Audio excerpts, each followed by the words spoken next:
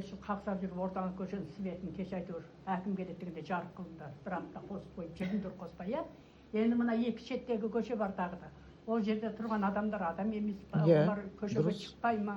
Оларға қашан орнатып бересіңдер? Енді көше жарық. Әйтеуір ақша бәлемай миллион бөлінеді дейді, содан кейін аяғы жоқ болады ғой.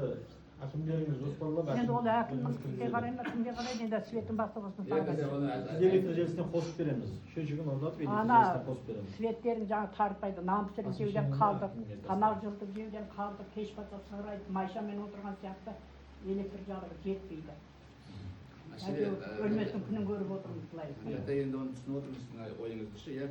Бұл кісілер көше жарығына жауап бермейді, бұл электросет қой мысалға, иә.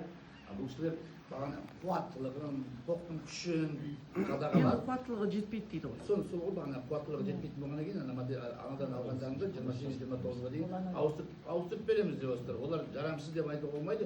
Ол жарамды жұмыс істеп тұрған кәдімгідей шығарылған трансформаторлармен шығарылған бағаналар. Жоқ, мысалға сіздер биыл шығарып, биыл ауыстырасыздар ғой, соны неге мысалға мына кісілерде мысалға төменде жарық жоқ. Енді жоқ емес бар, бірақ слабый. Енді соны 28-29 тоспай трансформатор әкеліп қойып, кішкене хотя басқа болмаса да жарығын жақып қоюға болмай ма?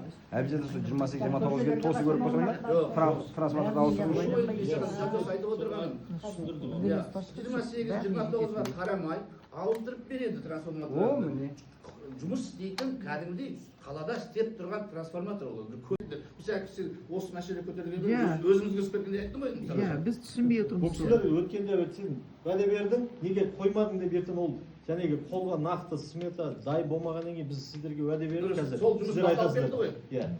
Ал енді сұрақ, ол проектный смета документация биыл жасап жатсыздар ма? Иә. Чтобы келесі жылға болатындай, иә? Иә, келесі жылға дайын болады. Сонда биыл уже сіздер проезден жасайсыздар, утверждаете, да? И содан кейін ары қарай уже продвигаете анау ақшаға алуға, дұрыс қой? Сонда үлгересіздер, иә? Бұл кісілерде бір нәрсе бар. Бұлар жылдың соңына дейін экспертизадан өтіп алу керек. Иә. Соны айтып жатыр. Соны үлгіртіп жіберсеңдер, алла бұйырса деп ана келесі жылдағы мысалға барлық ауыл бірдей экспертизасы бірдей өте ма, жоқ ақшаларыңа байланысты сендер 3-4 ауылды әр жылға бөліп отырсыңдар ғой. Сол себептен айтып түсіндіре қойғанда, сол себептен бізге осы Аққұлық ауылы жайындағы светі жайында тапсырма түсті. Мүмкіншілігінше алдыңғы жылдарға жылжытыңдар, поездысын жасап экспертизасын өткізіңдер деген. Енді сол іс-шара жылдың аяғына дейін бітіп кетсе, экспертизасы шығып, сіздер келесі жылға қоя аласыздар қаржыларыңызға байланысты, иә?